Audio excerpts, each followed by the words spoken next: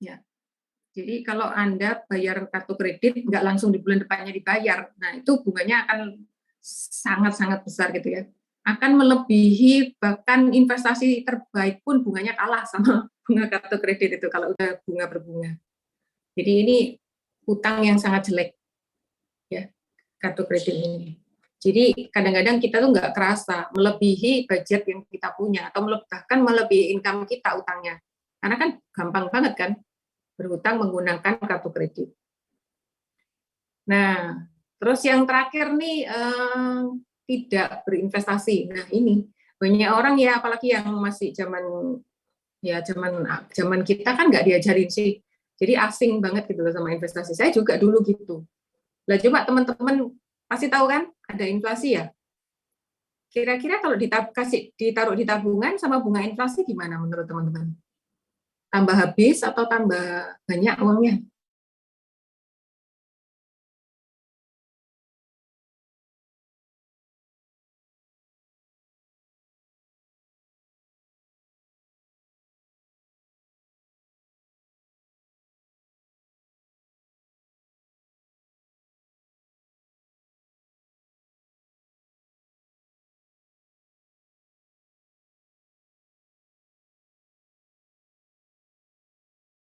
Recording in progress. Nah, jadi siapa di sini yang udah tahu ya bonus demografi itu apa? Boleh dicek? Makanan apa gitu mungkin ya. Ya, jadi bonus demografi ini saya ambil dari webnya BKKBN ya. Jadi penduduk yang usia bekerja antara 16 sampai berapa ya? 65-an ya, 55 65. Itu jumlahnya lebih banyak gitu. Jadi penduduk yang usia produktifnya itu jauh lebih banyak daripada yang usia nggak produktif. Nah, sebenarnya kalau bisa melewati ini sih sebenarnya kan enak ya. Enak berarti banyak penduduk yang usia produktif ya, ledakan usia produktifnya itu banyak. Menurut teman-teman efeknya bagus apa enggak sih kalau gitu tuh?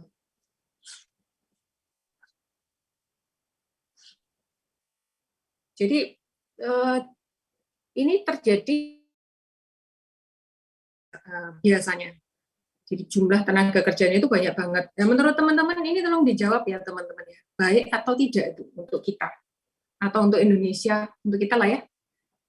Itu baik atau tidak kalau banyak jumlah tenaga kerjanya. Baik.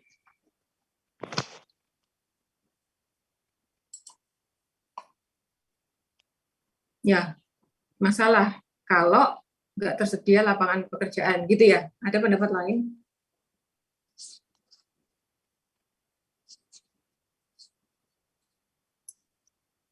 Nah, menurut teman-teman saat ini tuh yang informasi yang ada itu banyak pengangguran semakin banyak atau enggak ya? Rebutan ya. Masalah kalau kerjanya terlalu sedikit. Nah, yang terjadi pengangguran naik sejak COVID ada 3 juta. Banyak ya. Jadi kalau pengangguran ini makin banyak, menurut teman-teman ini bonus demografi ini berkah atau bencana?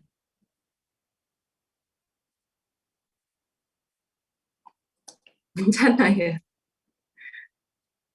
Ya, jadi ada negara yang sudah duluan mengalami ya, dan beberapa itu gagal. Yang termasuk gagal itu adalah Afrika Selatan sama Brasil. Teman-teman tahu nggak apa yang terjadi gitu? Ketika mereka tidak bisa melewati bonus demografi ini. Nah, bagi yang bisa melewati bonus demografi ini, negaranya akan menjadi negara yang amat sangat maju, dan itu dialami oleh Korea.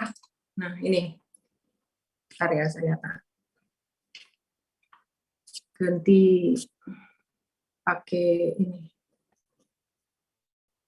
earphone. Ya, kriminalitasnya akan meningkat. Ini yang harus kita jadi perhatian ya, karena kalau teman-teman perhatikan itu mulai 2022 sampai 2045 atau 35 ya, itu masa depannya anak kita loh. Benar nggak? Nah, ini di Korea, mereka sangat sukses ya. bisa melewati ini dengan sukses. Kuncinya adalah peningkatan kualitas sumber daya manusia. Sumber daya manusia. Dan tentunya kerja keras itu tadi. Nah, ini yang gagal teman-teman di Brasil ya. Jadi tingkat kejahatannya dan kekerasannya sangat tinggi. Bahkan turis-turis kalau ke sana kan ini ya dianjurkan tuh jangan ngelawan. Karena perampokan itu bisa berujung dengan pembunuhan. Hanya karena kalau Anda melawan, yang ngerampok itu nggak suka, nggak mendapatkan apa yang dia mau, dia akan membunuh. Gitu. Bahkan kalau nggak cuma cewek, cowok kalau keluar malam-malam itu besoknya bisa langsung bisa pingsan, bangunnya besoknya di rumah sakit, organnya udah hilang, udah sampai gitu. Nah, kita kan pasti nggak mau ya teman-teman ya. Nah, ini ada survei ya. Ada survei di Indonesia bahwa ada mahasiswa UI itu tahun 2019 itu digaji 8 juta itu protes loh. Nggak cukup katanya. Nggak cukup. Gitu. Nah, kira-kira menurut teman-teman ini yang terjadi itu apa ya? Karena saya pernah survei kayak gini. Jadi saya sama teman ya, survei. Kalau misalnya kita itu pernah survei pasang iklan tuh di mana? Di koran. Pasang iklan di koran, terus kalau misalnya di Jakarta itu pasang iklannya gini nih. Dicari sekretaris lah ya, sekretaris fresh graduate, terus S1 gajinya 2,5 juta. Ya masuk seperti biasa lah, Senin sampai Jumat, dari pagi sampai sore gitu. Kira-kira ada yang mau ngelamar nggak menurut teman-teman? Gajinya 2,5 juta. Ada nggak yang mau ngelamar kira-kira kalau di Jakarta? Horor aja. Nggak ada ya?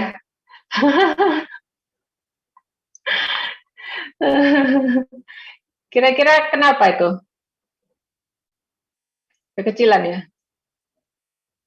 Nggak cukup ya? Nah, teman-teman pernah lifestyle-nya udah lebih besar. Ya. Ada yang tahu nggak di sini? UMR Jakarta pada tahun 2000 itu berapa? Mungkin bisa di googling ya.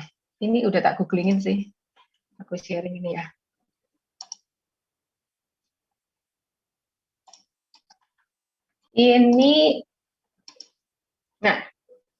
Ini UMR di Jakarta tahun 2000.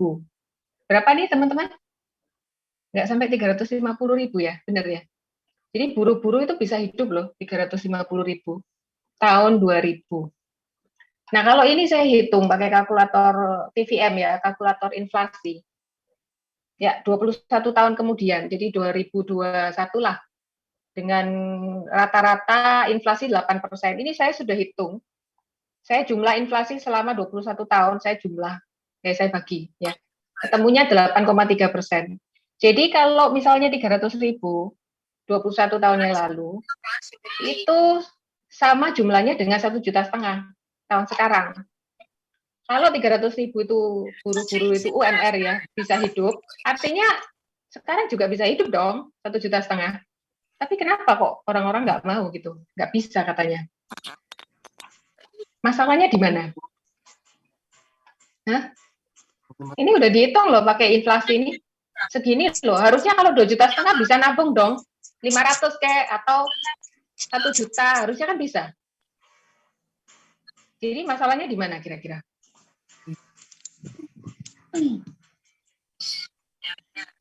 Apa benar nggak cukup? Atau nggak tahu cara mengelola pengeluaran? Gaya hidup, mindset keuangan. Iya.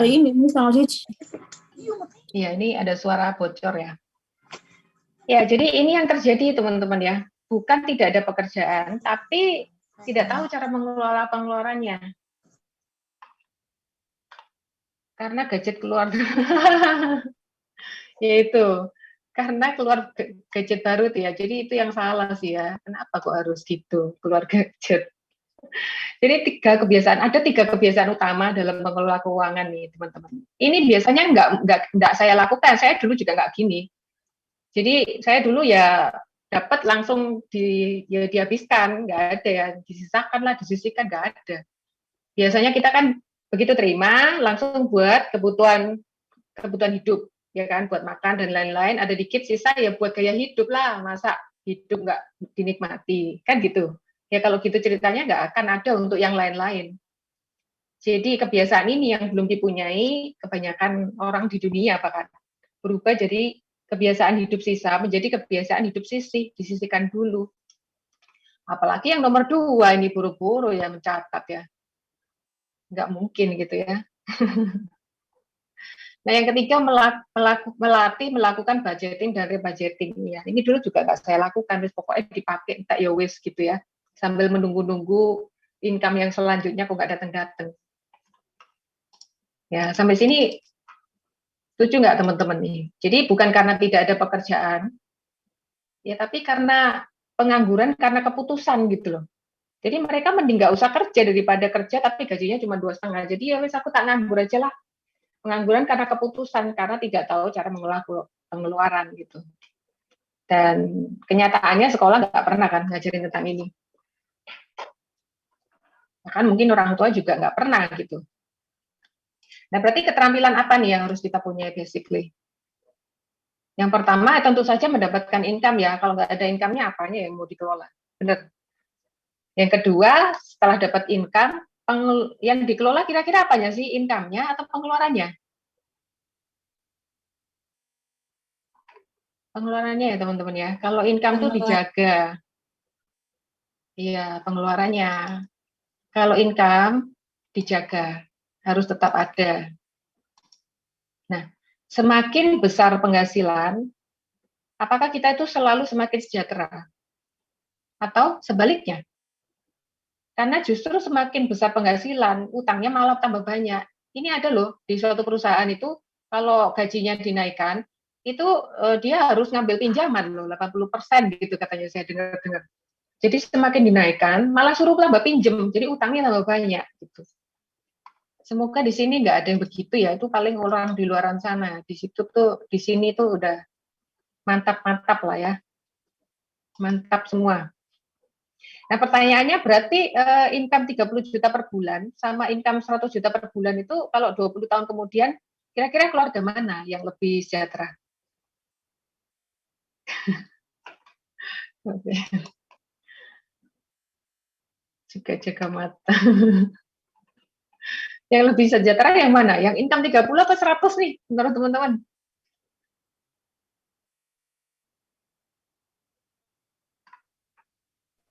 Income 100 Yang gitu. bisa ngelola uangnya aja. Kalau besar tapi nggak bisa ya habis saya.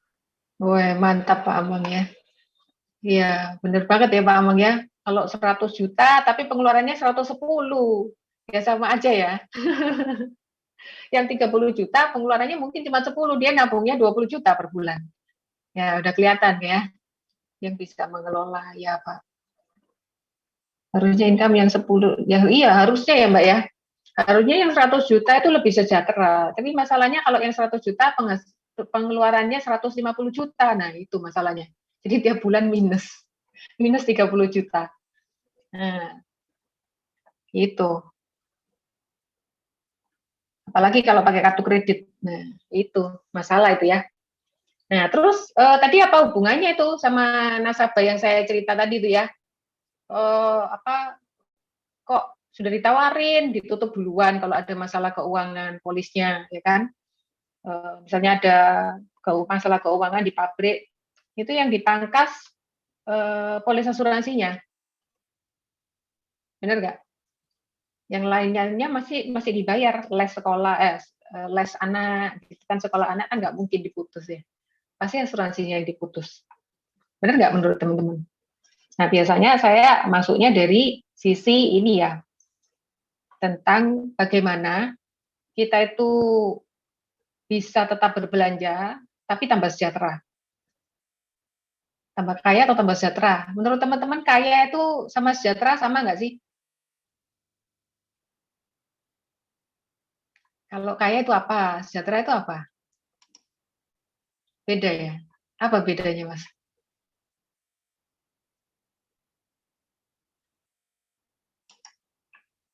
Ini teman-teman nih keren-keren ya. 100 juta, tabungannya 20 juta, pengeluarannya 30 juta. Weh, mantap ini, Mbak. Kaya belum tentu sejahtera. Kalau sejahtera itu kaya, kaya belum tentu sejahtera. Wes, keren banget ini. Kayaknya ini nih, nggak perlu diterusin nih. Iya, benar sekali teman-teman ya. Sejahtera itu kan bukan cuma punya uang aja, tapi juga punya ketenangan pikiran, ya kan, ketenangan batin. Terus nggak harus nunggu harap-harap cemas nih. Aduh, masih jauh ini tanggal ininya ya.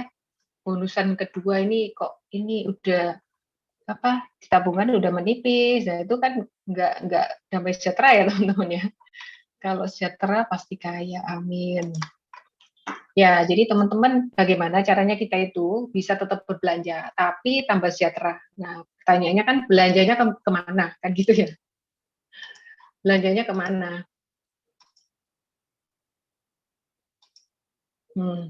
Ini aku sharing tentang ini ya, tentang mind wealth ya. Jadi ketika kita itu terima apa namanya? Terima income ya, terima pemasukan. Nah, itu yang harus kita lakukan tuh apa gitu. Biasanya kan kalau kebanyakan kan langsung larinya ke sini ya, kebutuhan hidup. Nah, terus sisanya buat gaya hidup. Jadi yang sini tuh ya sudah nggak ada gitu. Apalagi mau investasi buru-buru gitu kan. Nah, kalau kita itu bisa menyisihkan, kita sisihkan ke teks dulu ya teman-teman ya. Ke teks dulu untuk bayar pajak. Jangan sampai pajak ini dihindari karena ini nanti diwariskan teman-teman. Diwariskan sampai ke keturunan kita, dikejar.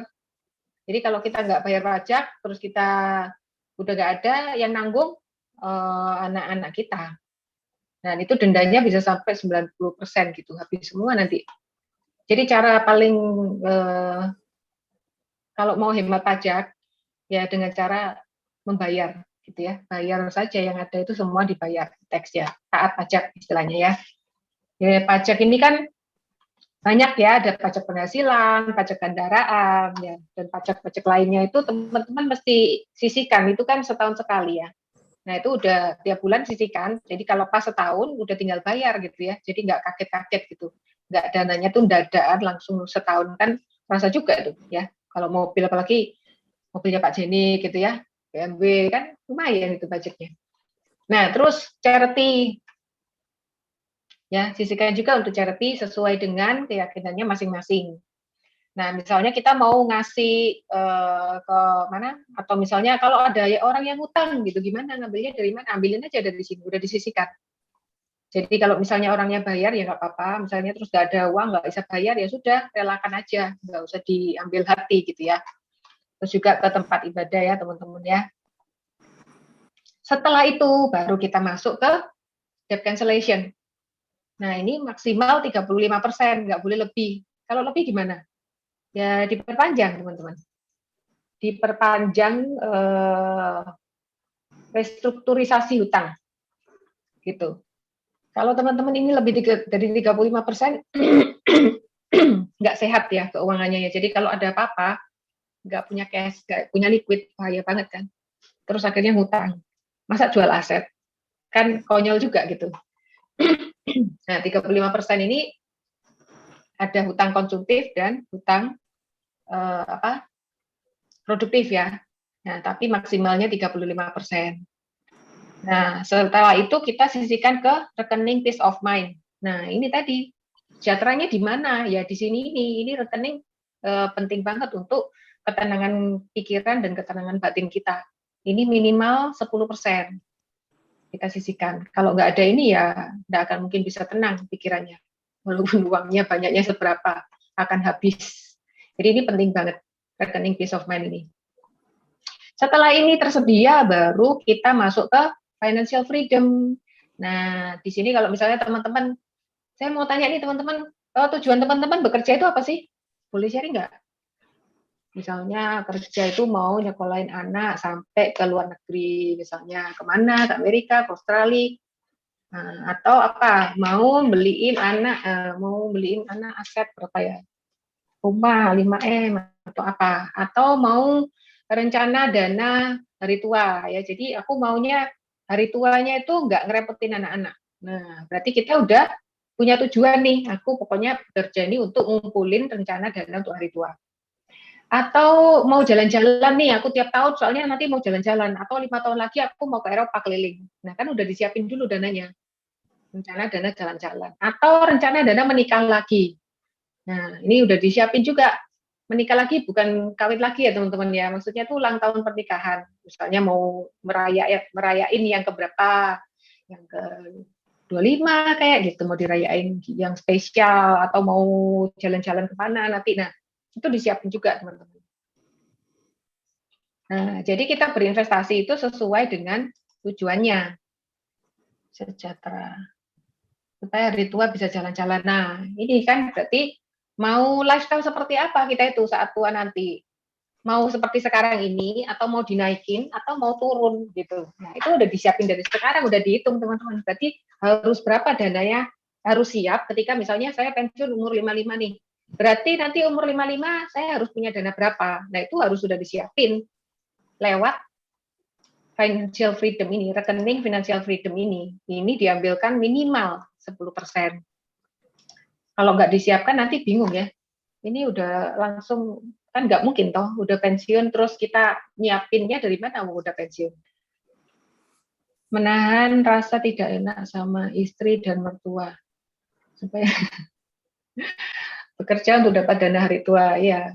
Ya jadi hari tua ini penting ya teman-teman ya. Jangan sampai kita juga bebanin anak sehingga jadi ini tadi ya, sandwich generation ya. Roti. Menahan rasa tidak enak sama istri. Jadi maksudnya apa Mas Dika? Oke, ya ini instrumennya apa? Nah, financial freedom ini instrumennya adalah investasi teman-teman. Jadi mulai berinvestasi itu kapan gitu? Bedanya apa sih sama saving? Kenapa nggak ditaruh saving aja kan? Gitu ya. Lah, teman-teman tahu nggak bunganya BCA itu berapa setahun? Kalau kurang dari 1 juta tadi saya baca 0,00, lebih dari 5 juta 0, masihan gitu. Kira-kira kalau ditaruh di BCA terus gimana uangnya itu? Banyak orang yang ketika mereka mengerti gitu ya, nggak mau ditaruh di bank gitu. Biasanya dimasukin ke investasi atau ke properti supaya nggak habis dengan bunganya, kena inflasinya tadi. Nah, ini instrumennya banyak teman-teman. Ada RDPU, reksadana pasar uang. Kalau misalnya kita kan mau nyiapin dana darurat gitu ya, dana darurat untuk kepentingan yang ya darurat-darurat aja sih. Kalau bisa ya jangan, nggak usah dipakai. Arisan boleh, arisan juga boleh. Itu teman-teman bisa siapin dana daruratnya itu sekitar 3 sampai 12 bulan pengeluaran ya. Jadi kalau pengeluarannya tiap bulan itu 10 juta, kalikan 12. Nah, itu ditaruh di deposito. Atau saving sedikit lah, di saving 3 bulan. Sisanya taruh di deposito dan rencana reksadana pasar uang misalnya. Lumayan loh di reksadana pasar uang daripada di BCA. Maksudnya di saving ya, sorry ya. Daripada di saving, kalau dimasukin ke reksadana pasar uang udah bisa berkembang gitu kan. Nah, terus kalau nyiapin dana sekolah anak, ini kan balapan sama inflasinya kan. Lah kalau teman-teman cuma simpan di saving, kan ngoyo. Cari uangnya itu kan ngoyo, balapan sama bunga inflasi. Tapi kalau dibantu dengan investasi, kita taruh di beberapa ya, jadi kita punya portofolio investasi. Nah, yang jumlahnya bisa melebihi bunga inflasi. Nah, itu akan sangat terbantu dan waktunya akan lebih cepat. Kan kita nggak tahu ya kapan check out-nya gitu kan. Nah, tapi cara melindungi apa yang kita mau di sini, ini kan penting ya. Menurut teman-teman penting nggak sih? Ini kan untuk tujuan teman-teman ya. Nah, kita melindunginya itu sama ini loh, rekening peace of mind ini. Ini untuk melindungi ini, gitu. Nah, cuman instrumennya apa kan gitu ya. Nah, ini instrumennya cuma satu teman-teman. Kontrak uang pertanggungan.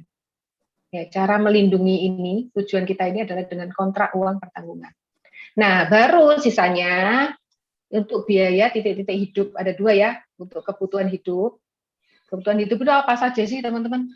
Banyak kan ya? Banyak ini Wes. Teman-teman bisa sebutin lah. Biaya dari rumah, anak, semuanya ya. Itu semua masuk biaya kebutuhan hidup. Sisanya, ini terserah ya, mau dibagi berapa-berapa terserah. Kalau mau gaya hidupnya besar ya kebutuhannya kecilin. Kalau mau kebutuhannya besar ya gaya hidupnya kecilin. Karena gaya hidup ini penting. Ini untuk upgrade diri juga. Di sini tuh rekening untuk bermain-bermain, kalau untuk saya itu pendidikan ya. Jadi untuk upgrade ilmu tuh ambilnya dari sini. Terus mau beli handphone tadi tuh yang keluaran baru katanya Pak Andika, boleh nggak sih? Ya boleh aja lah, uang-uangnya sendiri kok. Ya kan? Ya tapi dari sini, dari gaya hidup, jangan ambil dari pos-pos yang lain. Nah, kalau yang terjadi sama nasabah-nasabah itu kira-kira apa? Begitu terima langsung ke sini ya, gaya hidup sama kebutuhan, beli handphone langsung ya. Nah, itu masalah, makanya nggak ada buat asuransinya. Nah, yang terakhir ini, rekening SIP ya. Nah, ibaratnya kita itu menjalani hidup itu kan, ini saya ibaratkan naik kapal yang tradisional ya, teman-teman. Nah, saving kita ini saya ibaratkan ini, kapal ini. Ya, ini dengan saving ini akan menemani kita sampai ke pulau tujuan. Kita tuh maunya ke pulau tujuan ini ya. Pulau tujuan ini adalah tadi yang teman-teman sebutin tadi, untuk dana hari tua, jalan-jalan. Nah, itu tujuan kita. Ya. Jadi kita itu pakai instrumen rekening SIP ini adalah untuk menuju ke sini. Nah, tadi kan saving kapalnya, terus investasi ini adalah layarnya. Menurut teman-teman, kalau layarnya terlalu besar, apa yang terjadi? Atau terlalu kecil deh, itu kapalnya bisa jalan nggak? Kalau terlalu besar, yang guling, ya jatuh, kebalik. Kalau terlalu kecil, ya nggak kemana-mana kapalnya, nggak kuat kan? Gitu. Jadi semuanya itu harus pas, ada porsinya, ada hitungannya gitu. Nah, kemudian ini ada penumpangnya kan, ya kita sama keluarga, kita jalan kan, menjalani hidup, tapi namanya hidup ya teman-teman, kadang-kadang itu ada namanya badai kehidupan. Nah, ketika itu datang, ini hancur semua nih, savingnya hancur, investasinya hancur. Nah, kira-kira yang diselamatin ini apa teman-teman? Layarnya, kapalnya, atau penumpangnya? Mana yang harus diselamatin? Penumpangnya ya. Nah, diselamatinnya itu kira-kira pakai apa tuh Pak Amang? Cara menyelamatkan penumpangnya? Pelampung. Pelampung, sekoci ya. Nah, kalau gitu, ini pelampung atau sekocinya ini harus sejumlah penumpang atau kurang nggak apa-apa? Kurang aja deh, kayak Titanic gitu loh, kan jelek ya, kebanyakan pelampung, ya udah dikurangi aja. Menurut teman-teman gimana?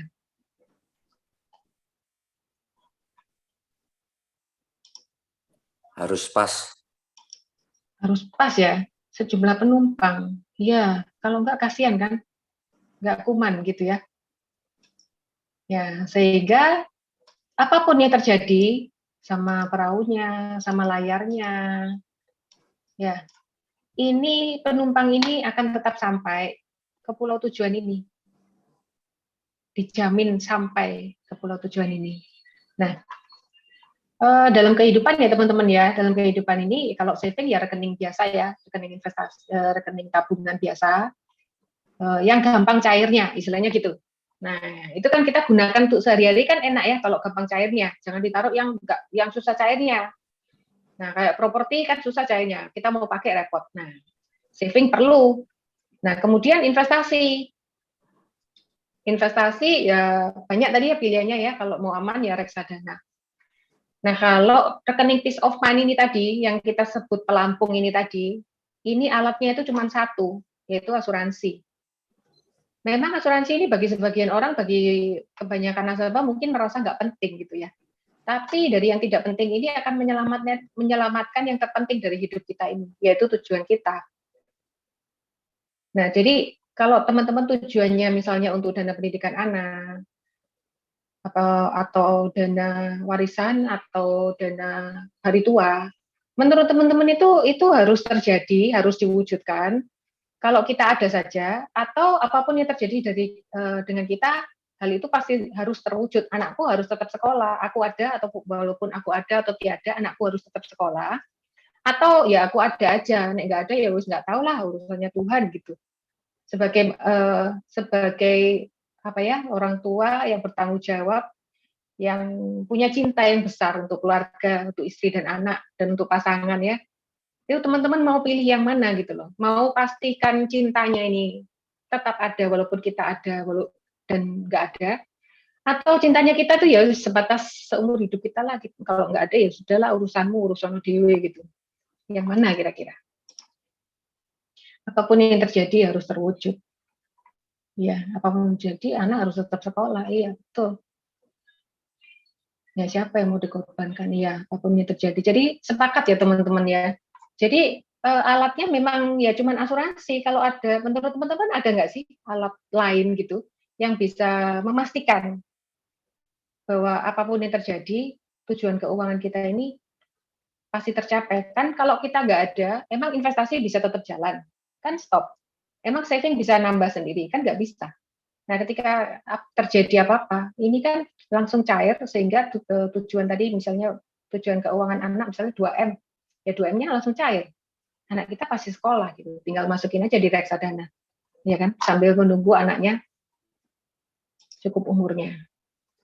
Nah, jadi itu yang biasanya saya gunakan ke nasabah, begitu dia ada mau nutup atau masih ragu-ragu, nunda, ambil yang kecil, saya langsung masuk di edukasi. Jadi saya langsung lihat orang ini belum tahu posisinya asuransi itu sepenting apa buat tujuan kehidupannya dia. Dia nggak tahu posisinya. That's why dengan entengnya dia itu kayak, ini nggak penting lah gitu.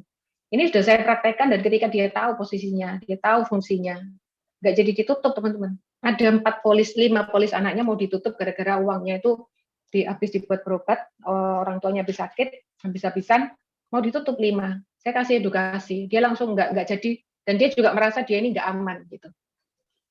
Nah, sampai akhirnya dia juga mau nambah CI. Nah, sebegitu powerfulnya edukasi ketika diberikan ke nasabah, sehingga dia sendiri yang memutuskan, kita nggak usah maksa-maksa gitu. Nah, saya kira sharing saya gitu ya. Itu aja sampai malam ini, waktunya udah habis. Thank you teman-teman. Semoga bermanfaat ya. Selamat malam. Oke, thank you C. Shirley. Boleh dong imunya, boleh applause, boleh kasih lope-lope, nggak apa-apa. Thank you so much. Gimana nih teman-teman? Menurut teman-teman ilmunya keren atau keren banget?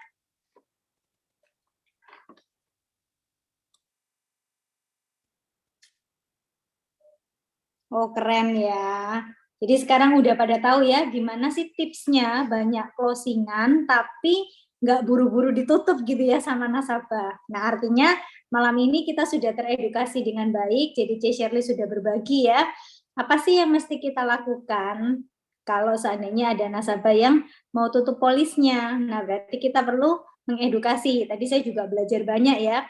Dan sebelumnya C. Shirley memang pernah sharing sama saya ya pentingnya si sama si sisa tadi itu. Nah, ternyata kalau kita hitung, kita catat, bener loh teman-teman, saya udah praktekkan, itu ketahuan gitu loh. Nah, apalagi kita sendiri kan ini ya, insurance agent ya, kita harus tahu nih posisi polis kita udah berapa nih, apakah udah 10%, ataukah udah lebih dari 10% seperti yang C. Shirley sharing. Nah, karena itu penting banget, kita kan soalnya juga mau mengedukasi orang lain, nah kita pun juga sudah harus teredukasi dengan baik, teman-teman. Thank you so much ya, C. Shirley. Keren banget materinya malam ini. Sama-sama. Oke, nah ini untuk macan yang berikutnya ya, mama cantik yang berikutnya. Pasti udah nggak sabar semua nih ya. Saya belajar dari beliau ini adalah seorang ibu yang ulet. Kenapa kok ulet? Jadi beliau sering menyebut dirinya itu adalah sirkus ya, jadi kemana-mana itu lengkap dengan anaknya gitu ya. Nah itu saya duplikasi ternyata, saya juga kalau kemana-mana bawa anak saya. Nah tapi ibu yang satu ini sangat kreatif sekali ya, jadi beliau juga adalah seorang content creator dan digital marketer ya. Siapakah beliau yang malam ini akan mengulik tentang hal yang sangat menarik ya, sebenarnya apa sih konsep produk dari asuransi, dan kemudian beliau juga akan berbagi tentang konsep presentasi yang baik itu bagaimana. Jadi bagaimana sih menyambungkan dengan keadaan atau kehidupan sehari-hari dan pentingnya memiliki asuransi. Intinya tuh begini deh, pokoknya prospek kita tuh paham bahwa asuransi itu penting ya. Oke, tanpa berlama-lama lagi, kita panggil Double Diamond MDIT bintang 1 Ibu Iwet. Silakan Bu Iwet.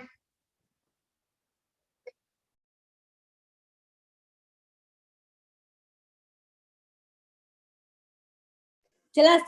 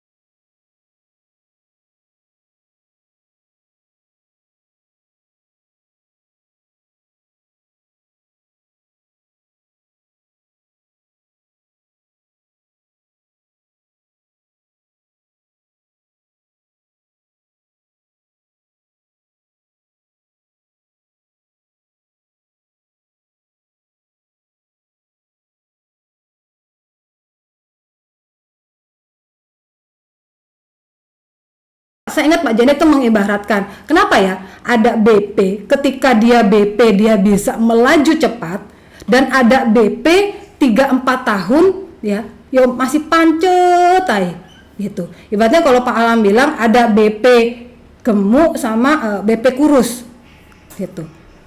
Di situ saya ingat ya sempat juga ya istilahnya ketampar bolak-balik ya kata Pak Jenik. Semuanya itu berawal dari apa? Dari namanya bensin gitu.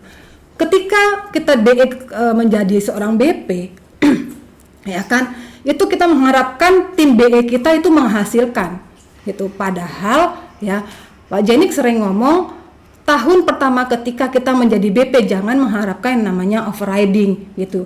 Siapa yang kita harapkan? Ya bonus kita sendiri untuk bensin. Ibaratnya bensin dari bonus dari Allianz jangan sampai mengganggu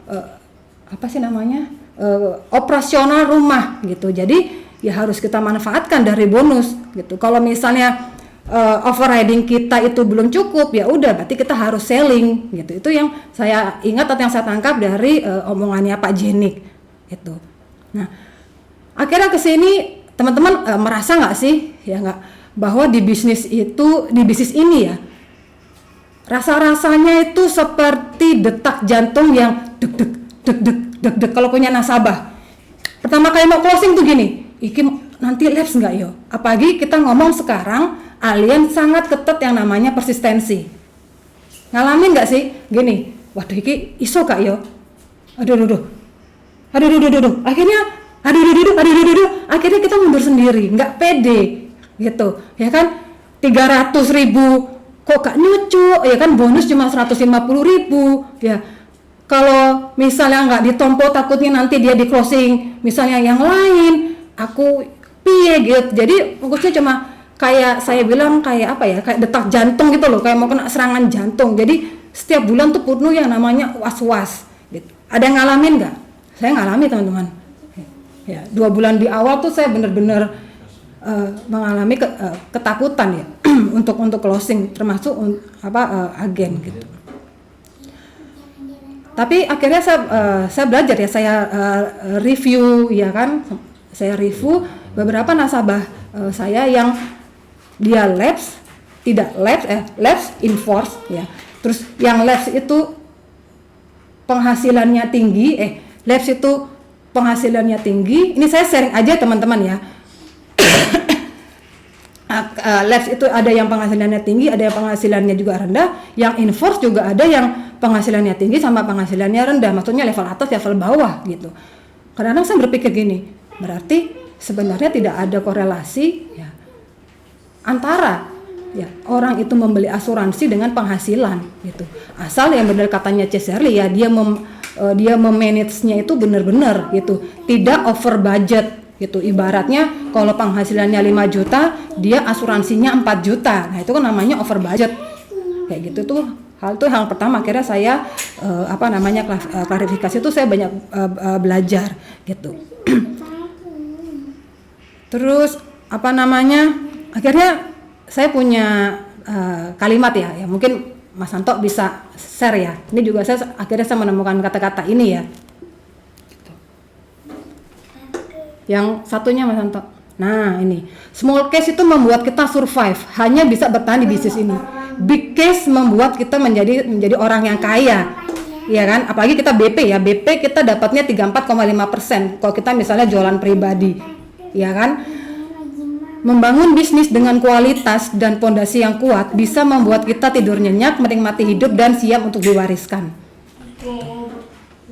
Ini ya kayak gini ya, saya ketemu, oh ternyata dengan bonus yang dengan case yang kecil-kecil ya kan, itu kan berarti kita kan harus maintenance-nya juga banyak ya kan, itu membuat kita hanya survive, bertahan di tempat gitu. Ketika kita punya big case itu saya bilang bisa sak keluarga ya kan, di atas 2 atau 3 juta mungkin ya. Nah itu membuat kita kaya bener ya. Coba lihat Ceserly ya, Ceserly sekarang tambah wayu ya kan gitu, wes tambah bling bling ya kan. Terus saya lihat ada Mbak Eri ya, itu juga tambah bling bling ya teman-teman itu gitu. Terus Mas Anto ya tambah ganteng, Mas Dani saya lihat ada Mbak Inaya juga sekarang udah mulai fashion ya kan gitu. Nah, tapi ada yang lupa ya kan, ini pilihannya teman-teman ya. Dengan membangun bisnis yang berkualitas dan pondasi yang kuat, kita bisa tidur nyenyak ya dan menikmati hidup dan siap diwariskan. Ya, ini akhirnya saya punya kuat kayak gini. Oke Mas Anto, makasih. Nah, teman-teman, gitu. Kenapa sih Pak Alam itu awalnya mengajarkan saya untuk tidak langsung menyerang atau membuka obrolan dengan namanya asuransi. Jujur saya tuh orang yang paling malas yang namanya basa-basi. Ibaratnya saya ketemu orang, ya kan gelem asuransi kak ya wes, kan gelem asuransi kak ya wes gitu. Akhirnya kadang-kadang awalnya resisten gitu, sampai awal menjalankan bisnis ini saya tuh ditulis di grup SMA sampai SMP ya alumni. Jadi bagi ada yang tulis jangan mau dijapri sama iweb ya. Nanti kalian akan dipresentasi alien gitu ya, sampai digitukan. Jadi saya sampai di framing ya. Mungkin kalau sebagian orang, waduh nama baikku tercemar, intinya pasaranku turun, masa uang ayu kayak ini dibilang dodolan asuransi gitu ya. Tapi kalau kita mengambil nilai positif ya kan, nah, kita bilang wah ini suatu branding buat saya, orang tahu saya sebagai penjual asuransi gitu. Ada yang mau terima atau yang enggak tuh kan terserah. Nah itu Pak Alam bilang coba jangan langsung nembak gitu. Saya dulu suka bingung ya, karena Pak Alam bilangnya bahwa produk asuransi itu produk bukan seperti kebutuhan bahan pokok, tapi push product gitu. Push product itu artinya apa? Orang itu perlu didorong-dorong gitu. Kalau misalnya kita suka baju, kita hanya lihat, kita bisa langsung beli. Tapi asuransi enggak. Push product. Saya tuh bingung mengartikan push product itu seperti apa. Akhirnya saya menemukan kata-kata yang tepat gitu. Bahwa ketika kita menawarkan asuransi, seperti kalau misalnya teman-teman ini mengajak nikah pasangannya atau pacarnya.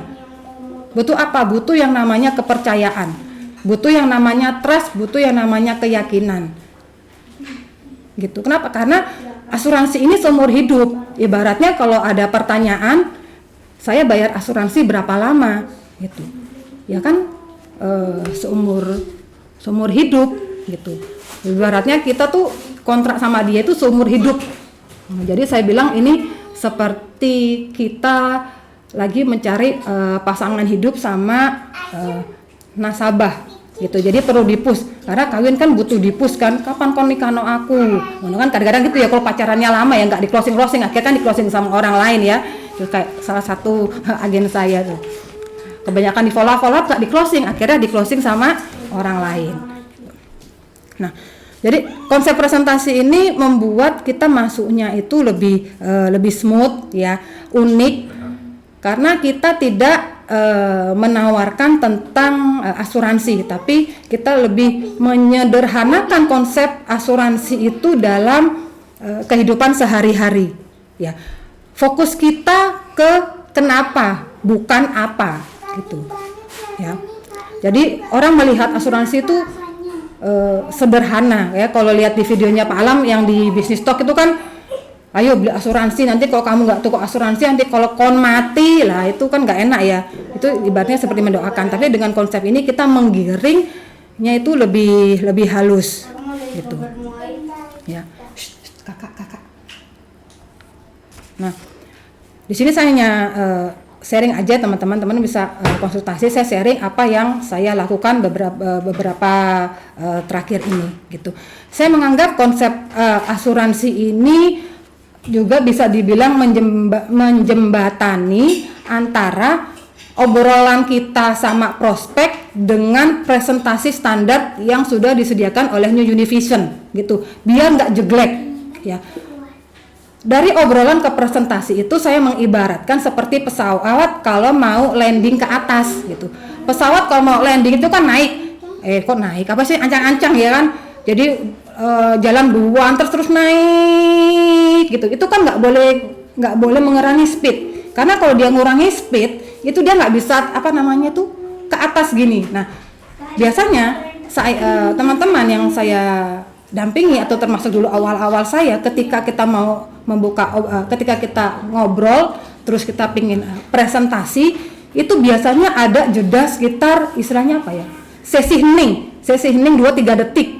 Nah itu ibaratnya momentum ya, kayak pesawat tadi mau naik tapi anjlok, ada turbulen ceklek ngono, akhirnya bingung ya kan, teng ngono. Nah konsep presentasi ini bisa membantu untuk menjembatani gitu.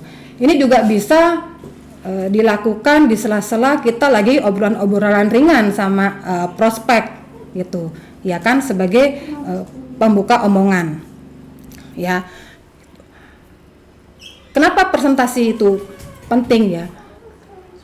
Karena kalau teman-teman pingin tahun ini mempunyai hasil yang berubah daripada tahun kemarin, berarti actionnya atau daily activity-nya juga harus berubah gitu ya. Tidak bisa pancet, ibaratnya jangan mengharapkan hasil yang berbeda ketika kita punya aktivitas yang sama seperti yang kemarin-kemarin.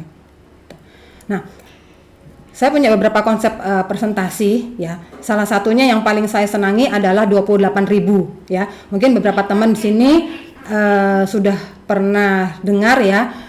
Saya tidak akan sharing tentang 28.000 karena itu udah sering saya ceritakan ya.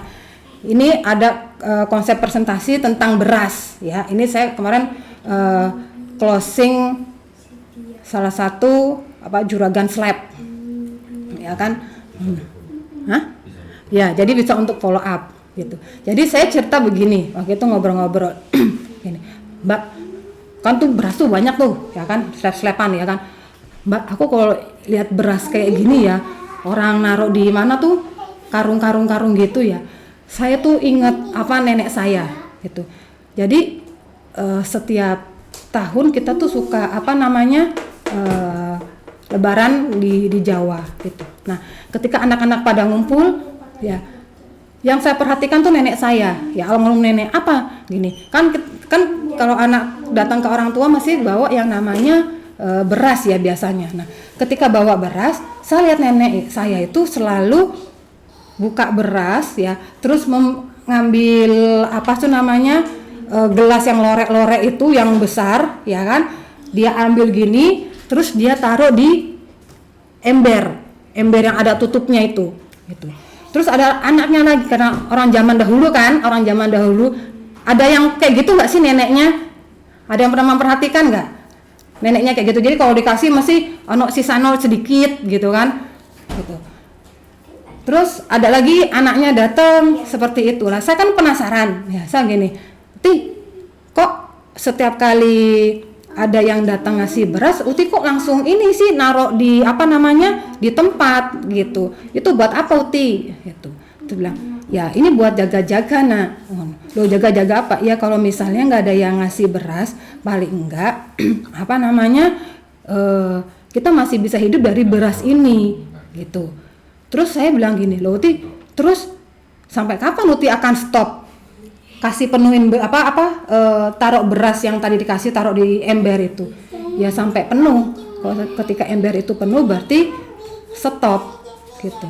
Oh ya udah gitu. Terus saya kan nanya sama almarhum bapak bilang, loh Pak, kok gitu, apakah emang itu kebiasaan orang Jawa? Bapak saya bilang enggak, memang Mbah Uti itu kebiasaannya dari dulu gitu. Katanya orang Jawa tuh untuk primpen apa jaga-jaga kalau nggak bisa makan, biar anak-anak itu nggak bisa makan. Nah, itu saya ceritakan ke prospek saya yang juragan beras itu. Nah, saya bilang gini, Mbak, dari cerita itu ya Mbak, saya tuh belajar ya bahwa segala sesuatu kan perlu kita persiapkan. Nah, Mbak ini kan jualan beras ya. Misalnya kalau terjadi apa-apa, Mbaknya ini udah punya formula belum? Keluarga tiba-tiba nggak bisa makan, misalnya ke KP banjir bandang kayak gitu ya. Terus kalau mempersiapkan kayak gitu, embernya berapa besar, berapa lama kita harus mengisi, Mbaknya udah punya formula belum? Nah, saya nanya gitu ya. Nah habis itu baru masuk ke presentasi gitu. Jadi ibaratnya saya tidak langsung nembak, itu kan termasuk perlindungan kan. Biasanya ya belum. Terus ada yang bilang, waktu itu saya udah nyoba kedua kali, dia bilang, oh iya nenek saya seperti itu, tapi saya juga nggak mikir kayak gitu. Itu bisa kita gali lebih lama ya kan. Nah terus ada lagi konsep presentasi ya, itu biasanya saya sama teman-teman ya gitu, teman sebaya tapi secara ekonomi dia sudah mapan di atas saya gitu. Saya bilang, kebutuhan dasar manusia itu apa sih gitu. Nah saya coba ya teman-teman chat, kebutuhan dasar manusia itu apa, sebutkan, chat.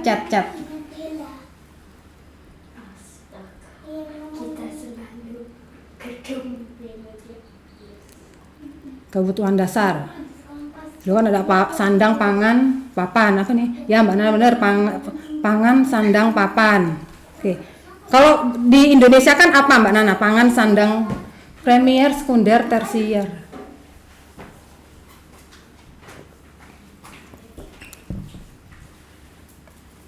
Betul ya? Pangan, sandang, papan. Makan, pakaian, rumah makan, pakaian, rumah. Gitu. Nah, terus saya bilang gitu, kan pasti orang jawabnya gitu ya, sandang, pangan, papan, kuota. Oh ya setuju ya anak saya sekarang ya, gitu. Saya bilang, kalau pakaian emang bener itu kebutuhan dasar, Iya wet, ya kan? Kalau nggak ada pakaian telanjang, gitu kan? Kalau gitu, terus loh, tapi kan bisa ini, apa namanya pakai apa? Kalau pakai rumbai-rumbai, gitu, ya kan nggak enak. Gitu. Nah, kalau pakaian itu pakai apa? Belinya. Saya bilang, ya uang, gitu. Kalau rumah belinya pakai apa? Gitu, ya uang, gitu. Terus kalau makanan belinya pakai apa? Pakai uang. Berarti sebenarnya kebutuhan dasar manusia apa? Ya uang, wet. Iya. Nah, sekarang sama ini kan kita nyari penghasilan. Ya kan? Penghasilan dapat income gitu. Nah, tahu nggak sih ada faktor yang bisa menyebabkan income itu stop. Nah, kayak gitu ya teman-teman, biasanya saya masuknya di situ gitu. Nah, itu bisa langsung ke presentasi ya. Faktor yang bisa kita kontrol, faktor yang tidak bisa kita kontrol. Nah, kayak gitu. Nah, ada juga konsep presentasi saya yang ketiga ya. Ini bisa dibilang untuk generasi sandwich ya. Ini untuk yang level-level atas ya. Yang kemarin saya juga nyoba ke teman saya dan alhamdulillah closing. Ya kan? Sebentar, ini bisa saya sukanya ini kalau misalnya kita lagi nongkrong gitu kan. Biasanya kalau di kafe itu kan biasanya ada tisu yang tebel tuh. Nah, tisu yang tebel itu biasanya saya pakai coret-coret untuk menjelaskan men-sharingkan tentang presentasi saya gitu. Ya. Jadi saya kemana-mana sama kayak Pak Alam saya belajar ya. Selalu siap sedia yang namanya bolpen. Gitu. Apalagi ini cocok ya. Presentasi ini cocok nih, karena apa? Karena kita lagi namanya musim hujan. Ini aku udah jadikan co-host belum? Oh ya wis. Misalnya gini, misalnya Mas Santo nih, Mas Santo ini lagi hujan ya Mas Santo, enak ya deres gitu. Mas Santo waktu dulu lagi pelajaran, air hujan itu jatuhnya kemana? Kan biasanya ke tanah, ya kan? Ke tanah akhirnya share konten.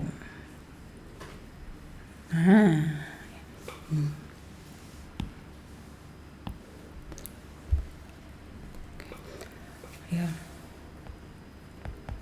Ini hujan. Tak bilangin gitu. Ini biasanya saya coret-coret di tisu ya. Gitu. Hujan. Ntar.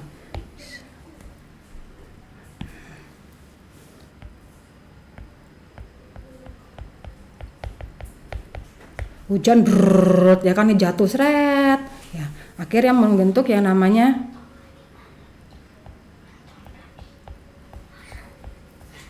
danau ya kan, ada genangan akhirnya danau. Nah, danau ini ya kan pasti akan lari yang namanya ke laut, bener nggak? Dulu inget ya waktu kita pelajaran gitu ya kan. Nah, laut yang namanya laut, pasti dia juga mengairi dong. Ada saluran-saluran lagi, ya kan? Kemana? Ya ke danau lagi, ya kan? Karena kalau laut sama danau tidak mengairi lagi, mereka akan jadi yang namanya danau mati atau laut mati, ya kan? Ini juga sama, ya. Dia lari lagi ke laut. Nah, antara danau sama laut ya, ini biasanya kita nyebutnya sungai ya, laut ke danau sungai ya kan. Itu biasa kalau kita lihat di peta tuh ada kayak cacing gitu kan, sungai, ini sungai. Nah, kalau diibaratkan dengan uang ya, danau ini kita adalah yang mencari uang gitu. Sungai saya mengartikan dengan pendapatan. Ya, maksudnya apa? Ketika kita bekerja, kita kan menghasilkan pendapatan. Pendapatan ini buat siapa? Ya buat yang namanya keluarga. Ya, family. kita pingin dong mewarisi sama apa namanya buat generasi kita selanjutnya, bener nggak? Ya kan, ketika kita punya apa namanya kekayaan yang cukup, ya rezeki yang cukup, ya kan, tuh nanti kita punya pos-pos tuh buat anak pertama, anak kedua, anak ketiga, seperti itu. Akhirnya apa? Kita alirkan lagi nih ke sini, ya kan, ke anak, ya kan, sebagai generasi pertama, ya kan.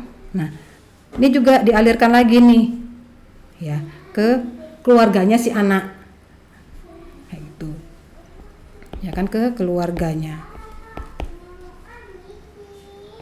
Family. Sekarang pertanyaannya, kamu mau nggak mewarisi warisan ke anakmu, ke generasi sampai generasi? Kenapa sih? Kadang-kadang saya bilang ini ya, apa namanya gini, kenapa sih kalau orang Jawa itu, ya kan, pasti duitnya habis di anak. Cucu itu nggak dapat, cucu itu dapat ampas-ampas. Kadang-kadang cucu tuh dapat apa namanya utang-utang. Tapi kadang-kadang juga apa namanya anak malah dapat ampas-ampas utang-utang. Tak bilang gitu. Nah, sekarang kamu mau nggak menciptakan warisan? Saya biasanya gitu. Kan ada 2 pertanyaan, mau atau tidak. Tuh, kan? Atau misalnya kamu suka yang mana? Menciptakan warisan atau tidak menciptakan warisan? Ya, apapun pilihan kamu, ya kan, air ini pendapatan tetap harus jalan. Ya, kamu mau atau nggak mau, ya, anak kita harus tetap makan, anak kita harus tetap sekolah, anak kita harus tetap bayar listrik, ya, anak kita bayar listrik, istri harus bayar listrik, ya kan. Kamu ada nggak ada kan ini tetap harus jalan, sungai harus tetap mengalir, bener nggak? Mengalir itu maksudnya pendapatan ya, jadi teman-teman, mengalir itu maksudnya pendapatan. Jadi saya bilang mau nggak mau, ya kan, ini kan harus tetap mengalir. Makanya saya suka coret-coret ya, ini kan harus mau tetap mengalir. Kamu mau nggak mau, ada nggak ada, ya, ini harus tetap mengalir ke sini. Nah, sekarang pertanyaannya, kamu mau yang mana? Sekali mengalir atau mengalirnya berkali-kali? Ibaratnya apa? Mau pendapatannya itu kita wariskan ke anak itu hanya sekali aja, atau terus-terus dia mendapatkan pendapatan? Biasanya orang milih mana? Ya mau yang berkali-kali. Piwet kalau yang berkali-kali. Gampang, sisihkan aja 20% dari pendapatanmu. Nah, biasanya saya langsung gitu. Tuh, maksudnya iya, karena dengan 20%, ya kan, kamu akan punya saya ngomong saya gini, waktu itu, ketika kamu punya anak kecil, ya, kamu kasih uang 1 miliar, ya, kira-kira uang itu habis atau enggak? Ya bisa habis, ya bisa enggak, kan kita nggak tahu, ya, pasti banyak yang bilang kita nggak tahu. Bisa habis, bisa enggak. Tapi lebih enak mana? Dapat 1 miliar sekali atau dapat 1 miliar berkali-kali? Orang pasti jawabnya 1 miliar berkali-kali. Ya udah, sisihkan aja ini 20% dari pendapatan. Kayak kemarin akhirnya yang di chat saya, yang di screenshot, ya Dawet, saya punya untuk asuransi 3 juta per bulan. Iki piye caranya? Gitu. Nah, itu ya teman-teman ya. Nah, sampai sini ada yang mau ditanyakan? Jadi ini bisa langsung lanjut ke presentasi produk. Gitu. Oh iya. Ini internetnya mati enggak? Kok aku nggak mati? Aku lihat Mas Santo. Aman, Mbak. Nah, ini teman-teman ya, 3 konsep presentasi yang biasa saya lakukan ya untuk nasabah. Gitu. Kalau yang terakhir ini nasabah sama apa namanya agen. Karena apa? Karena kan ibaratnya butuh penghasilan yang berkali-kali gitu. Karena kalau untuk warisan aja itu kan pasti habis.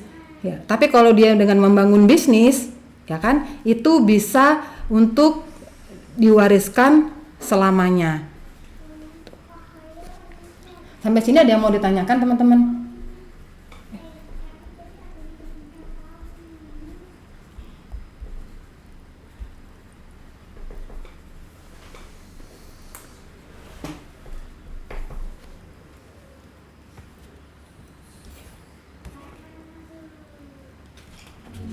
Oke, nggak ada apa, ya kan?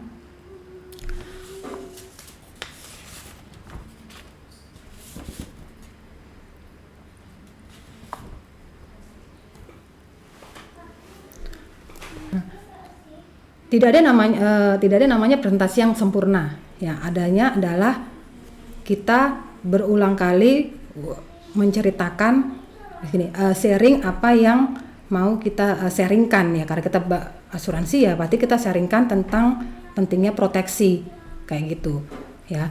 Nah, bisnis ini menurut saya adalah bisnis yang minim resiko gitu. Resikonya apa? Ya ditolak gitu. Malu nggak? Ya kan hanya malu aja, ya kan? Nggak sampai sakit meriang ya. Ibaratnya kepala sakit, meriang, mual, sakit tenggorokan, ya kan nggak sampai kayak gitu ya. Hanya ibaratnya malu, tapi biasa juga kita malu kan. Mana ada gejala COVID ya. Ya biasanya ya cuma malu ya, tapi ya kembali lagi ya. Tujuan kita menjalankan bisnis ini apa gitu teman-teman. Jadi kalau pingin istri ya, saya ngomong sama para suami ya. Jadi kalau pingin istrinya teman-teman itu gila ya jangan berubah, ya tetap aja seperti sekarang. Tapi kalau pengen istrinya teman-teman itu tergila-gila, ya wis berarti harus berubah. Kayak gitu, ya kan? Apa yang dirubah? Aktivitas, apa? Presentasi. Ya, karena dengan banyaknya presentasi berarti semakin banyak kemungkinan kita akan ketemu orang yang mengatakan ya, tanda tangan dan transfer. Ya, karena kalau hanya sekedar ya tidak transfer, wah itu banyak itu, ya kan? Ya gitu aja ya teman-teman, sharing saya malam hari ini ya. Saya ingat kata-katanya Pak Alam gitu. Rezeki itu sama dengan resiko, ya kan, dari kata apa, resiko kan resiko, jadi di balik resiko ada yang namanya rezeki gitu. Kemarin itu saya ingat ya, teman-teman tahu sedot WC, nah tahu ya. Orang kan tersumbat tuh WC di rumah, ya kan? Bayangin ya teman-teman, hanya demi, bukan saya mensikitkan enggak ya. Jadi saya mikirnya gini, hanya demi 300.000 orang itu sampai masuk ke bawah ke tai-tai itu kan, tuh sampai beres-beres, bersih-bersih apa sampai bau kayak gini. Wih, hanya 300.000 loh teman-teman. Nah, sedangkan kita 300.000 nggak perlu bau tai loh. Kita malahan bau wangi, ya kan? Kita ngasih orang berita bagus, gitu. Resiko dengan bakteri coli, iya, kayak gitu. Ya jadi teman-teman harus pertama yakin dulu sama produknya, yakin sama diri sendiri, karena everyone is prospect, termaksud diri kita pribadi ya prospek. Gitu. Kalau kita tidak bisa meng-closing diri kita, maka kita tidak bisa meng-closing orang lain untuk membuka premi atau bukan premi, untuk melihat bahwa asuransi ini penting. Kayak gitu. Terakhir saya pernah nulis waktu itu di Facebook, ini saya cuma mau mengingatkan teman-teman, ya kan? Kenapa sih kita harus mempunyai income proteksi? Karena bagian terpenting yang tidak terpikirkan adalah saat kita memiliki rencana, di mana merencanakan rencana yang tidak berjalan sesuai rencana, gitu. Ya teman-teman ngerti ya. Jadi kenapa kita harus punya yang namanya income protection? Oke, sekian dulu dari saya, Ceyunike. Ini ada yang mau ditanyakan? Gampang ya, sederhana ya. Bisa kan teman-teman? Bisa lah. Jadi palingan teman-teman BP nanti jangan bingung lagi, saya kalau ketemu orang ngomong apa, membuka pembicaraan apa, ya dari apa yang kita lihat aja. Oke, Ceyunike sudah. Oke, thank you Mbak Iwet. Kita kasih emonya lagi ya, boleh lope-nya, soalnya Mbak Iwet kan suka Korea-Korea ya. Kita kasih lope-lope yang banyak ini. Thank you banget Mbak Iwet, saya juga dapat banget dari materi Mbak Iwet malam hari ini. Apalagi tentang konsep presentasi tadi ya teman-teman, yang terakhir itu yang makjos gitu ya. Maksudnya kenapa? Karena sekalian dapat nasabah, sekalian bisa di closing jadi agent ya, luar biasa. Jadi sebenarnya materi malam hari ini sangat berkaitan sekali teman-teman, kalau boleh saya simpulkan ya. Jadi tadi apa yang disampaikan oleh C. Shirley itu juga bisa jadi bagian edukasi, seperti yang disampaikan oleh Mbak Iwa juga. Jadi masuknya tuh smooth gitu loh. Masuknya smooth, closingnya juga enak banget, terus polisnya bisa langgeng, itu yang terpenting. Nah oke. Itu untuk materi malam hari ini, dan yang nggak sabar ditunggu adalah pengumuman pemenang ya. Jadi thank you dulu untuk Mbak Iwet dan C. Shirley, malam hari ini luar biasa, keren ya. Untuk pengumuman malam hari ini akan dibantu oleh Pak Anto. Silakan Pak Anto. Baik, terima kasih Ceyunike. Assalamualaikum warahmatullahi wabarakatuh. Selamat malam teman-teman semuanya. Ayo jangan tegang-tegang, jadikan badan, kita agak goyang-goyang punggung ya. Tak lihat semua tegang, semua adalah Pak Dwi kok tegang kabeh gitu ya. Ya. Ini bukan pengumuman final teman-teman ya. Ini pengumuman periode yang kedua berdasarkan poin omset premi dan agen. Nanti ada dua pengumuman yang kita tunggu-tunggu. Kira-kira rewardnya apa sih buat para pemenang? Tadi ada yang mengusulkan rewardnya ada yang 500 juta, ada yang 300 juta, ada yang 150 juta. Nah, teman-teman pilih yang mana rewardnya? Silakan cek dulu ya, biar kita semangat. Nanti kita umumkan reward-reward sebagai pemenang SBC dan SMC. Nah, ini pengumuman sementara di periode yang kedua. Juara pertama itu diraih oleh Mas Andika. Keren nih Mas Andika ini. Beri plus teman-teman ya buat Mas Andika. Poinnya 1986 poin. Wah, nomor 1. Nomor 2, Bu Iwet. Wah, Mama cantik tetap dapat poin. 305 poin. Wah, beri plus buat Bu Iwet. Yang ketiga, Ibu Mulyaning Dea. 101 poin. Wah, penduduk baru sudah cetak poin. Gimana buat kita teman-teman ya? Ayo, jangan kalah ya. Yang keempat, Pak Ustadz selalu dapat angka juga. Pak Kori Imami 46 poin. Yang lainnya wah 1 poin semua ya. Ya, jadi juara 1 sampai 4 ada Mas Andika, Bu Iwet, Mbak Dea dan Mbak Imam Kori. Ya. Selamat buat para teman-teman yang sudah mencapai pencapaian yang luar biasa di periode 21 sampai 27 Februari 2022. Tetap semangat, go Berlin Unit, persistensi 85%. Oke.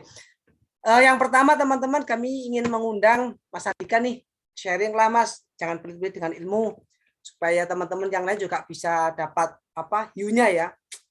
Halo Mas Andika. Halo. Halo Mas. Iya Mas. Halo. Ya Mas. Halo Mas. Mas, sharing dong Mas. Iki piye iki ditani moro-moro sampean iso apa? Ngebom bolak-balik closingan semua ini. Sharing gimana Mas prosesnya? Silakan Mas Andika. Oke. Terima kasih buat kesempatannya ya. Yang pertama, ini adalah salah satu tekanan menjadi ketua kelasnya SMC. Enggak gitu kan, enggak menggelegar ya. Dan sudah ketemu benang merahnya. Katanya begitu katanya Mbak Iwet. Nah, ceritanya sih, kan saya punya 2 momen itu ya, closingan setelah agenda bisnis talk, sama yang kedua kemarin. Kalau yang 1 jutaan berapa itu, yang 350.000 beberapa kali itu adalah hasil dari unit saya yang kemarin datang ke Bisnis Talk Surabaya yang dari Bondowoso. Jadi agak sedikit lucu ceritanya orang ini, karena sebelum berangkat ke Bondowoso, kenapa kok dia tuh memutuskan berangkat ke Bondowoso? Ke Surabaya, jauh-jauh dari Bondowoso. Jadi ceritanya agak lucu. Ternyata nasabahnya itu sudah mau join, tapi nggak perlu presentasi itu ceritanya. Jadi moro-moro ngasihkan uang, ngasihkan data diri, ini uangku, ini data diriku, wes pokoknya aku joinnya yang mana, pokoknya aku bisa join sekian. Terus Mas Jamhuri itu bilang, aku belum belajar apa-apa ini gitu. Aku cuma ketemu waktu di Jember. Akhirnya Mas Jamhuri itu telepon ke saya menyanggupi, ya berangkat akhirnya ke Surabaya. Jadi benar-benar mau belajar. Ini gimana Mas, sudah ada yang join tapi aku belum tahu, aku tak ke Surabaya aja. Ya sudah. Jadi suami istri ini akhirnya belajar di Bisnis Talk, pulang dari Bisnis Talk besoknya itu baru closingannya diselesaikan gitu ya. Kan semua data dirinya dikirim melalui WA. Itu momen yang pertama ya. Jadi memang beliaunya ini orang yang cukup berpengaruh di wilayah Bondowoso sana, terutama di wilayah pengusaha-pengusaha tebu ya. Jadi cukup terkenal orang ini. Jadi nggak perlu presentasi, langsung join, langsung nyerah. Ya, enak ya kalau kayak gitu ya. Terus momen yang kedua, memang ini agak sedikit bukan benang merah lagi ya, ini agak kebakaran katanya Ko Ferry. Tapi saya seru juga sih, karena ini yang saya nanti. Ya. Anggapannya kalau saya bicara mengenai kenaikan level, dari dulu yang saya ratusan, kemudian jadi jutaan, kemudian jadi puluhan, sekarang sudah ratusan juta. Harapannya tahun ini juga bisa miliar gitu kan ya.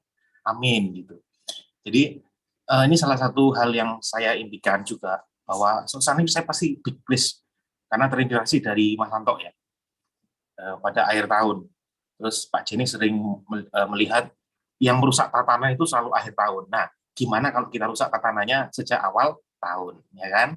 Kita rusak dulu ya, supaya di akhir tahun tambah rusak, tambah hancur gitu ya. Nah, tapi sedikit cerita mengenai itu personal production saya, jadi bukan unit. Ceritanya orang ini memang minta jaminan untuk mengasuransikan KPR-nya. Jadi dia sedang pengajuan pinjaman itu 18 miliar untuk pengambilan rumah di Galaxy Surabaya.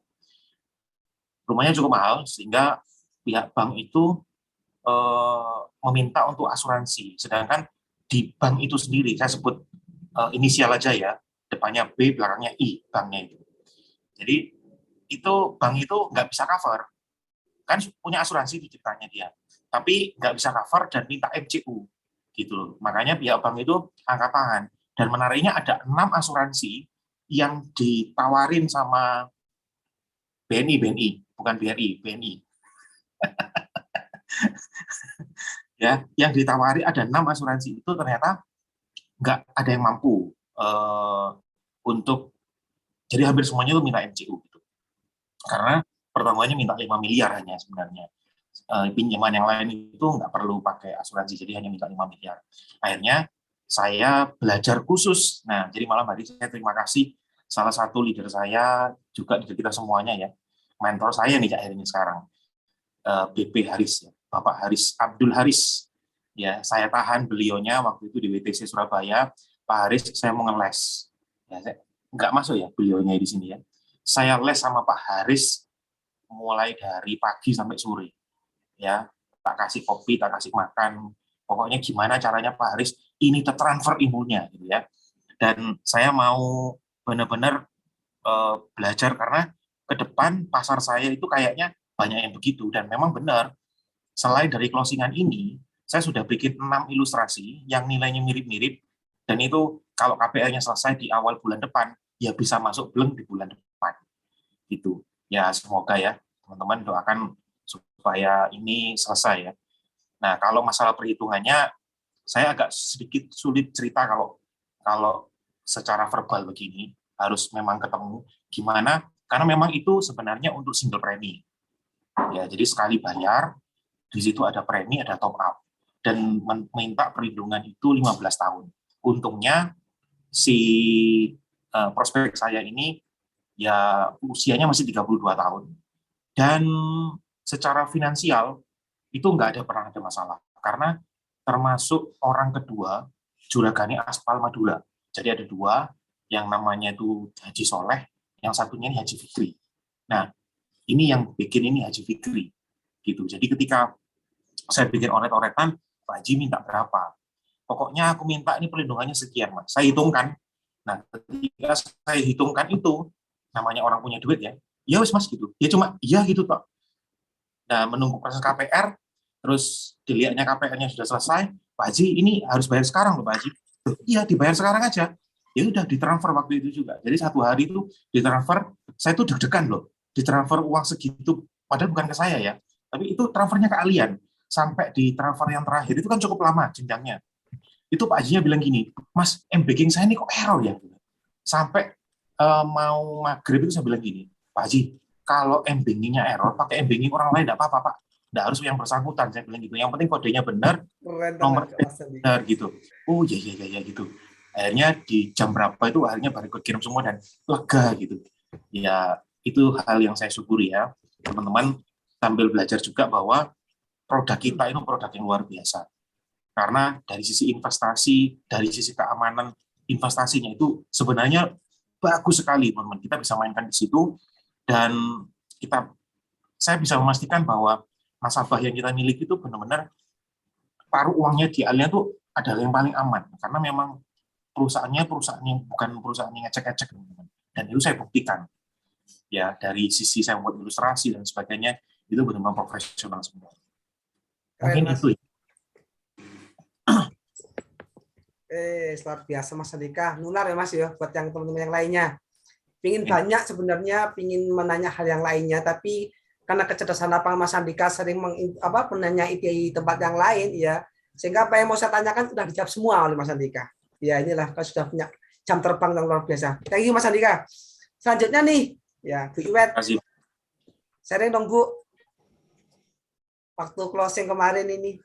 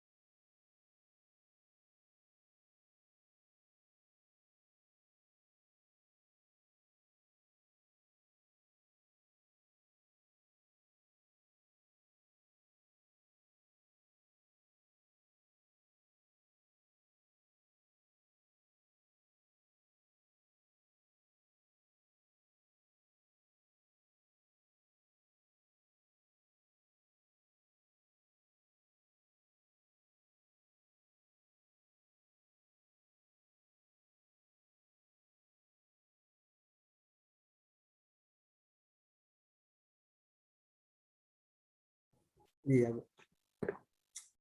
Oke, Bu. Berarti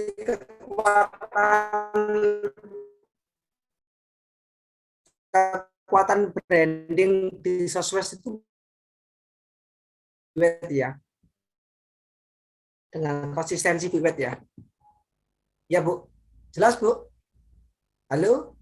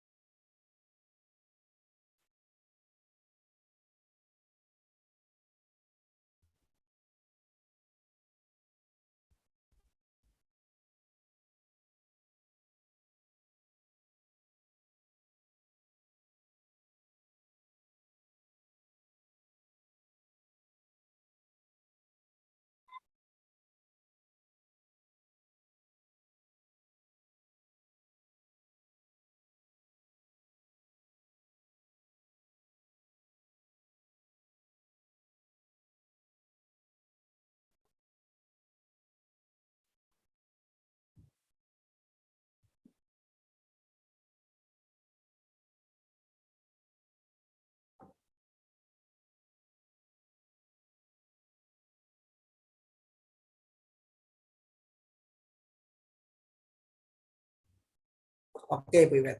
Terima kasih, Bu Iwet, sharingnya, Bu Iwet. Thank you.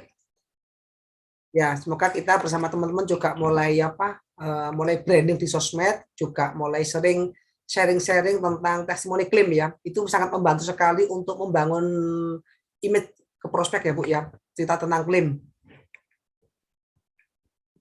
Suara saya putus ya, Bu? Halo? Enggak, Mas, Oke. bagus. Bagus ya. Oh, berarti Bu Iwet tadi. Oke, selanjutnya Mbak Dea. Mbak Dea monitor, Bu, Mbak Dea. Mbak Dea. Sebenarnya ada pengajian, Pak. Oh gitu. Oke, next. Mungkin bisa berikutnya tetap cetak poin ya. Berikutnya Pak Imam. Monitor Pak Imam. Terakhir. Pak Imam. Ada nggak ya?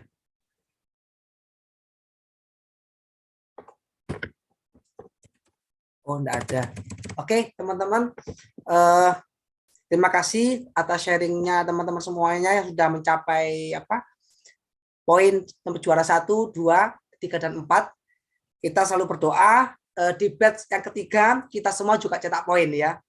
Dan berikut ini akan kami umumkan.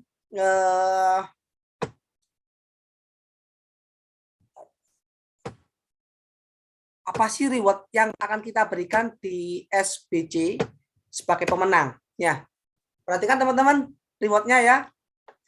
Untuk SBC, pemenang pertama di periode 14 Februari sampai 13 Maret, juara 1 uang cash senilai 1 juta rupiah, juara 2 uang cash senilai 750.000, dan juara 3 uang cash sebesar 500.000 ya.